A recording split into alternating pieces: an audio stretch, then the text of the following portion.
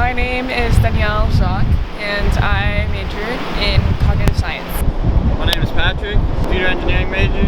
I'm Tavish. I study physiology and neuroscience. My name is Forrest Sundquist. I have been studying environmental engineering for the latter 3 years of my time here, and we are here at Scripps to ride waves.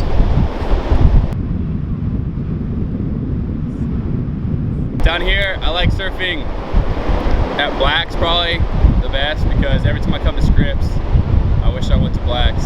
I like to surf Northside Scripps just because the chances of running into other UCSD friends are like 100% every time I go down there. So, I don't know if you guys have ever been down Ho Chi Minh Trail, but it leads down to Black's, and it's towards Gliderport, which is, you know, the nude end of the beach. And one day, me and my roommate Jack were going down, and we get to the bottom. At the bottom of the trail, like right before you get to the beach, there's like a pond and a waterfall going in. Right before you get there's a little bend, and so like I'm walking behind Jack with our surfboards and our wetsuits on, and like Jack goes around the corner. I can't see him, and right when he walks around the corner, all I hear is, "Oh my God!" And I walk around the corner, and all I see are 6 blonde, naked girls standing right in front of the waterfall with body paint mural across all their bodies, blue swirls, and then there was the camera woman who was also naked filming it. There was the light reflector naked, and then there was like the photo director who was only wearing a top. he just turns around, and I'm just like, Jack, you should have asked them if they needed a male model to help out.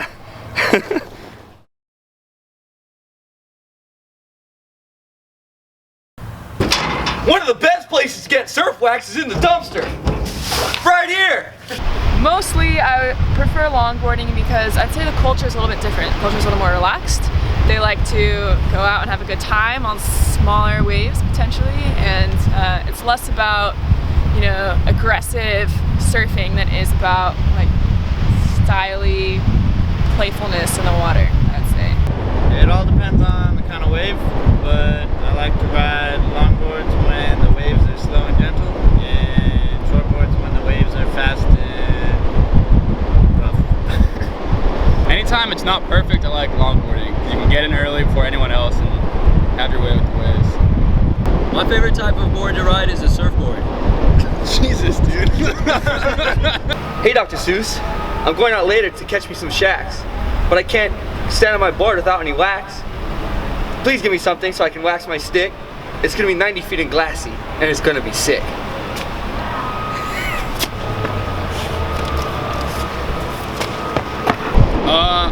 I wear a wetsuit probably like the majority of the time, just because otherwise all the surfboard wax gets caught in my belly hair, and that's pretty gross. But on an early day like today, I wear boardies because there's freedom of motion and you look sick. Yeah, I got a system where I got a wetsuit vest, then a 2-3 and a 4-3. So if it's nice out, I'll just wear the vest so that my nipples don't get ripped off. Then if it's colder, like if it's in the morning or if it's windy, I'll wear the 2-3. If it's really cold, I'll wear the 4-3. And if it's really, really cold, I'll wear the 4-3 with the vest underneath. Sometimes when I'm out of wax, I just rub my board against this tree, and it gets all sticky.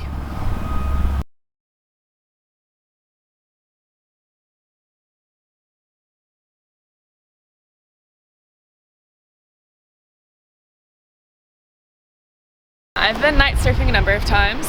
I've gone night surfing to go naked surfing, which is a good time for that. During the bioluminescence, we had a really strong year that year of phytoplankton or algae blooms, and so the whole waves were crashing like neon blue. During the red moon, it started out as a full moon, and it's really bright and you can actually see the waves and it's super effective. And then, you know, the eclipse happens, and now it's suddenly much darker, and you can't tell there's a wave coming unless it's either like an even darker black from the sky, which means it's tall and it's about to break, which means you're in a bad spot, or until it's right under you, and then it's also almost too late, so you like frantically paddle, and maybe you drop in and maybe you don't. But it's really exciting, and it's almost like learning how to surf all over again. Or it'd be really good training for practicing, because now instead of using your vision, you're just feeling it. I see lots of pelicans. which I think are some of the coolest animals. I'm just gonna go ahead and say because they surf the waves. They also cruise and surf the air currents. They sometimes drop and fish, so they're like divers as well. I think they're pretty cool. See dolphins all the time. Sometimes I've like dropped in on a wave where there's a dolphin and I was like, oh, I'm sorry, that's totally your wave. Lots of sea lions, they're pretty cute. They're basically like puppies of the ocean and they come out and check you out and come back down. The seals freak you out because they make this, like, they come up and they go like, and you're like worried that a shark just popped up right behind you. I haven't seen any sharks yet, but one time I did see a whale and that was really cool. One of the other instructors was like, whale! I paddled out over the waves and then about 4 or 5 times the whale fully launched out and then crashed down. And it was a pretty magical.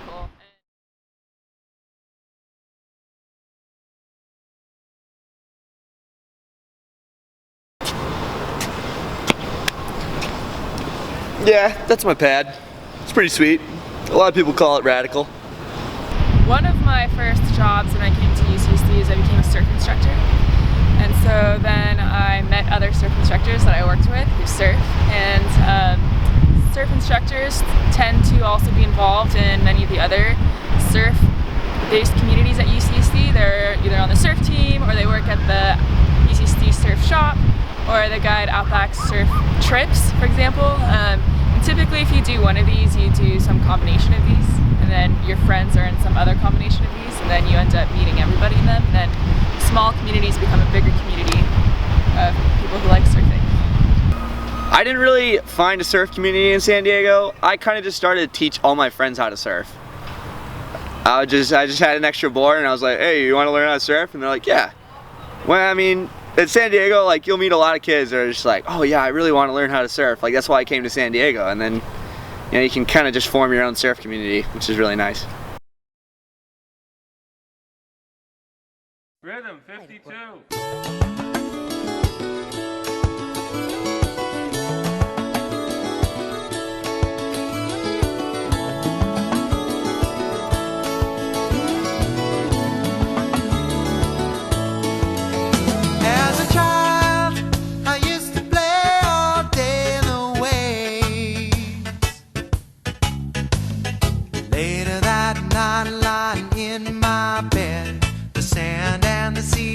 Inside my head, I asked my father, Daddy, what can it be?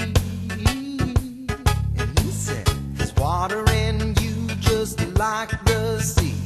It's moving and grooving to the rhythm of the ocean. Hear the rhythm, rhythm of the ocean. Hear it calling your name. Feel the rhythm, rhythm of the ocean.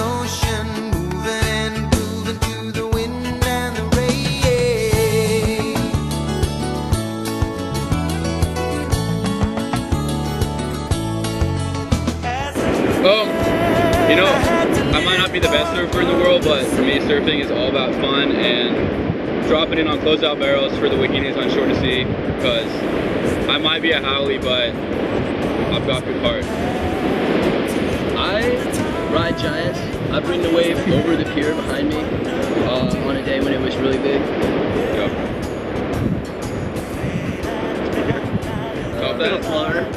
I haven't stood up on my board yet, but I think that's gonna happen really, really soon. I've heard it's great. I've heard it's great. I usually just walk around with a surfboard kind of in the parking lot so people think I'm cool, but I've never been in. I literally murdered someone with my fins last time I surfed. Yeah, dude.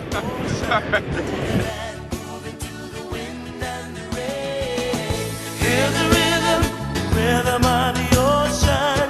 Hear it right where you are. Feel the rhythm, rhythm of the ocean. Rocking and rolling to the moon and the stars. Can we surf now? Right, take me solid, boy.